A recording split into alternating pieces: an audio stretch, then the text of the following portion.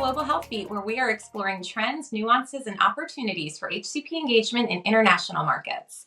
I'm Amanda Prito, and I'm so pleased to join with my colleague Matt Durham, Vice President of Global Engagement Strategy here at CMI Media Group, and also Kate Law, Account Manager at Elsevier, along with Sandra Major, Medical Advisor with AbbVie.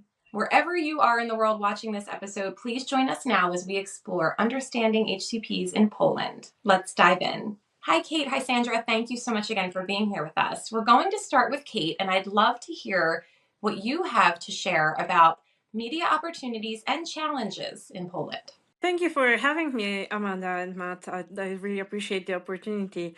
So I think first and foremost, what is not clear for everybody is that if you want to advertise or do any kind of engagement with HCPs in Poland, it has to be in Polish.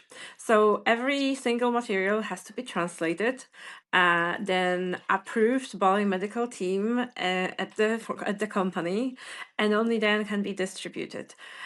This, of course, adds time and adds cost to any projects that we are working on, and significantly, makes it more difficult or more complicated to do anything specifically for the market, which is why it's a good idea to have shorter materials rather than longer, especially since every single thing, obviously, that comes from pharma to HCPs has to be checked by a medical team at the company. So if it is shorter, it's just much easier and cost effective.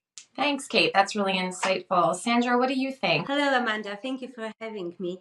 Well, so besides of this, what Kate said, there is one more thing actually that comes to my mind, namely patient education.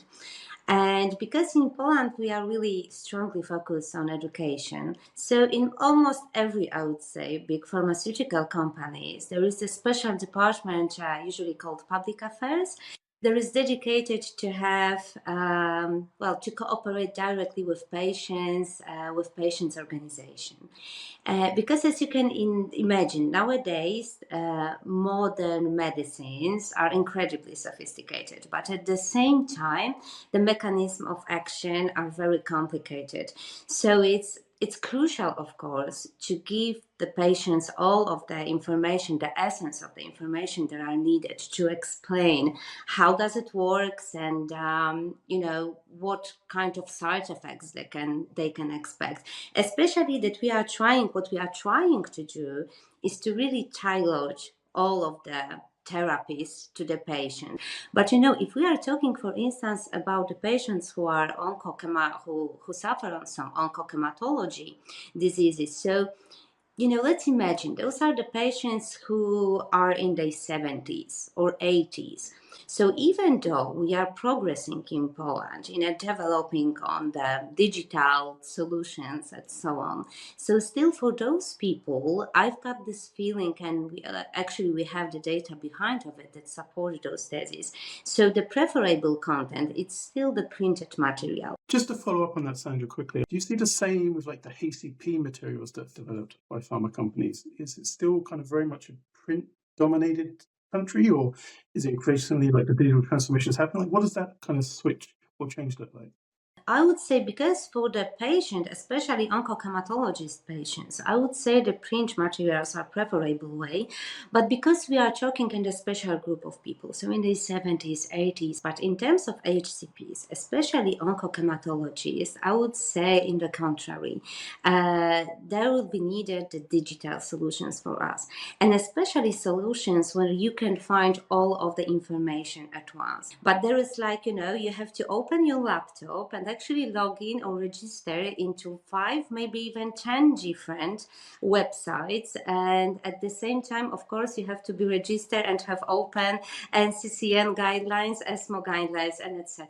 Can you imagine how difficult it's to manage for HCPs? So I would say, on the contrary, there will be needed just the one digital website that will cover all of those topics. Great. So, Sandra, what else can you elaborate on in terms of what you're seeing as unique in Poland? I would start probably from the regulations.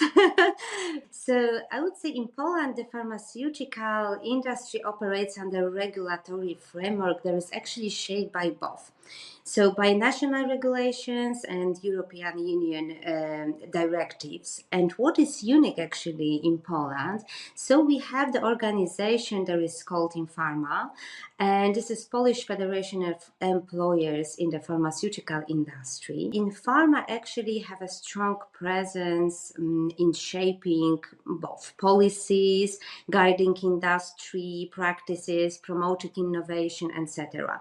And how does it look in practice? What we observed. So, for example, based on those regulations, we see a great difference in the approach of the promotion, advertising of the drug that are OTC and those one who are RX. So, for instance, just to giving you example, so we can promote on the for the widely audience, also among the patients, drugs that are OTC drugs in Poland, but that is impossible and absolutely prohibited in terms of RX. So in terms of OTC drugs, you can see the advertising actually everywhere.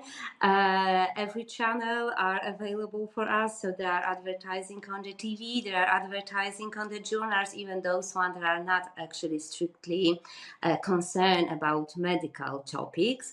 But on the contrary, about the RX, we can just promote, even if, however, we are not actually the aggressive marketing in Poland, we are not concerned about it.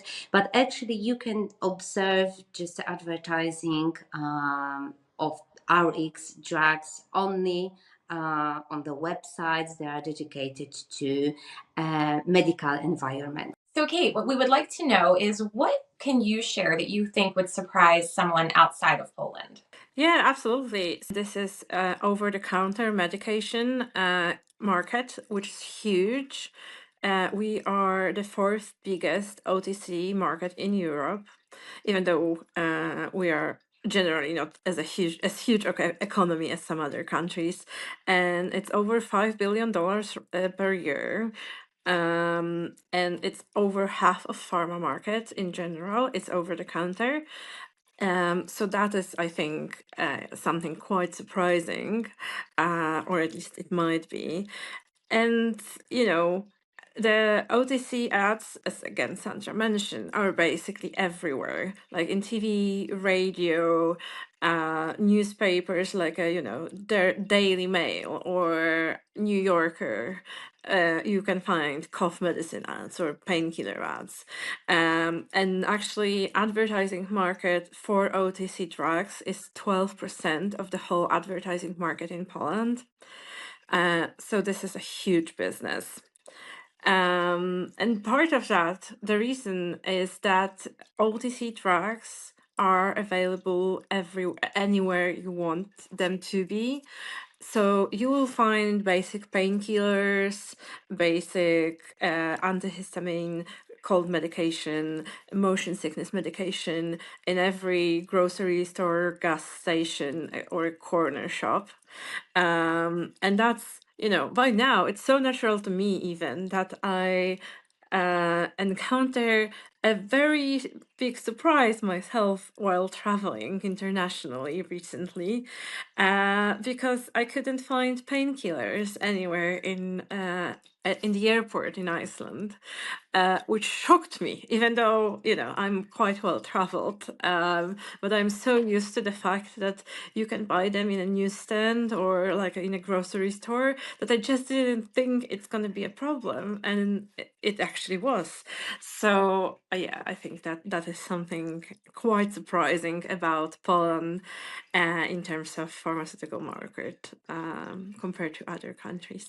Well, I would add also about the availability of some active substances, let's say, which I find actually also that surprised me a little bit, is that, for instance, in Poland, many of glucocorticosteroids, antihistamine drugs, even some antibiotics, of course, in a cream formulation, but still they are available without prescription, which differentiate absolutely Poland, especially from US. Well, thank you so much Kate, Sandra, and Matt for this very insightful, very interesting conversation around both HCP and consumer engagement in Poland, the opportunities, the challenges, and my favorite part, what might surprise someone outside of Poland. So thank you for sharing all of that.